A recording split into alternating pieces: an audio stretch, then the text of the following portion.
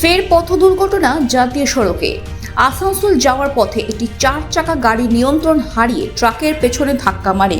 জানা গেছে এই দুর্ঘটনায় আহত হয়েছেন 2 জন ব্যক্তি।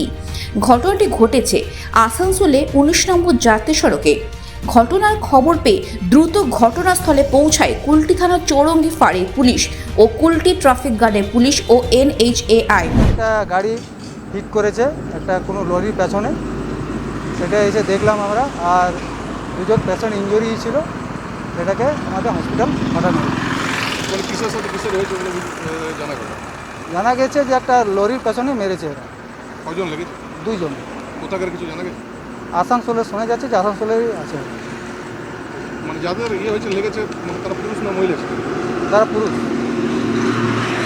কতটা ইঞ্জুরি হয়েছে মানে হসপিটালে নিয়ে যাওয়া হয়েছে? খুব একটা জোরঘাট লাগেনি, হালকা ফুলকা। ইতিমধ্যেই আহত 2 জন ব্যক্তিকে চিকিৎসার জন্য হাসপাতালে পাঠানো হয়েছে।